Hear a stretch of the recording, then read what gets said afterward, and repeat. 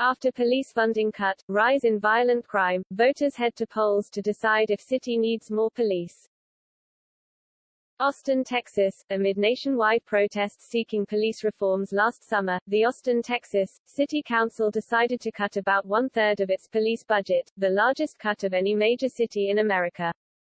Councilman Greg Cesar, a progressive who spearheaded the push to cut funding, said the vote offered a moment to celebrate what the movement has achieved for safety, racial justice and democracy. But since the budget cut, Austin has gotten much less safe. According to statistics compiled by the data analysis firm R-Datalytics, the city has seen a nearly 71% increase in homicides over the past year. While homicides have increased nationwide since 2020, Austin's increase is one of the largest the firm has tracked. The funding cuts brought with them a series of changes to the Austin Police Department. Cadet classes were cancelled, making it more difficult to bring more officers onto the force. Certain specialized units were cut back. Attrition soared. By May 2021, police staffing shortages led to a 30% increase in 911 response times. Recently, the Austin Police Department asked the public here to start calling 311 instead of 911 for a host of emergencies and certain crimes, citing, in part, the staffing shortage that they have. They just simply don't have the manpower, Lars Troutman, national director of Right on Crime, told Fox News. In August, the council, under pressure from a rise in violent crime and a new state law that penalizes cities that defund the police, reversed course on its cuts, approving a substantial increase in police funding. But activists at Save Austin now think it's too little, too late. They successfully worked to put a referendum, Proposition A, on the ballot, with a special election set for Tuesday. The measure would require the city to maintain 2 police officers per 1,000 residents. Austin is currently around 1.6, promote additional training and offer incentives to recruit officers who speak additional languages. People here locally do not want to defund the police efforts. They do not want to defund the police, Save Austin Now co-founder Matt Makowiak, who is also a longtime Republican activist, told Fox News. It would be easy to think Save Austin Now is tilting at windmills, given that the city is known for its progressive values. But despite opposition from most local politicians and progressive activists, voters in the spring supported a ban on homeless encampments, another Save Austin Now effort. The battle lines around Proposition A are similarly drawn. The Travis County Democratic Party and dozens of progressive organizations have formed No Way on Prop A, a coalition that argues that shifting tens of millions of dollars into police staffing and hiring would undermine other city priorities.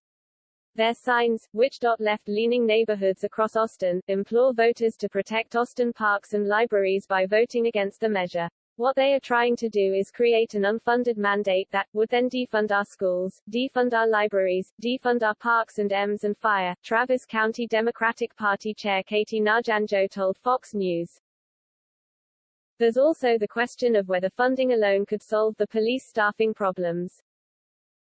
APD has a hiring problem. They don't have a funding problem, Naranjo said. And so I do support them being fully staffed. At the same time, they don't need the additional officers or the additional funds if they can't even staff the positions they have now. Recently, the Spokane County Sheriff's Office put up a billboard advertising a $15,000 signing bonus to lure Austin police officers away. Indeed, Eastern Washington would likely offer a friendlier climate to officers than Austin, which saw substantial rioting aimed at officers in 2020. It's not clear that handing the department a bigger budget would solve staffing problems alone if Austin's political climate is seen as unfriendly to potential police recruits. In early October, the Austin Firefighters Association came out against Proposition A. AFA President Bob Nix is no anti-police ideologue. He is sympathetic to the police, and he told Fox News about how his own son, who is also a firefighter, was attacked with firecrackers during the anti-police riots. But he worries the referendum would harm his department. The problem is the law is poorly written and will literally eviscerate other public safety entities, Nix said. Donald Baker, the Police Association's secretary, disagreed, arguing that there's more than enough money in the budget to fund Proposition A. Will the City Council have to look at some of their pet projects and some of their other discretionary spending and decide they want to put that money back into the police services? Yes, they will, Baker said. Virtually every Austin resident Fox News spoke with said violent crime was a problem, but they differed on whether beefing up the APD would make things better. Tadrick Fowler Sr. lost his son to gun violence last year. The police ruled the death a suicide, but Fowler didn't trust the investigation. He's worried about the level of gun violence in Austin, but he is skeptical that adding more officers will help make Austin safer. They don't even know us. The majority of them are white, he told Fox News, saying the police lack connection to his community. Debate around the role of policing amid a record jump in homicides is raging around the country. A recently released Pew survey found that 47% of Americans think police spending in their area should be increased, while 37% say it should stay around the same. Just 15% supported cutting police funding. The survey also found that Black and Hispanic Democrats were more likely than white Democrats to support increased funding for local police. Makowiak, the Save Austin Now co-founder, is optimistic about Proposition A's chances at the ballot box. It's a simple, balanced, thoughtful, reasonable proposal, and I do believe it will pass, he said.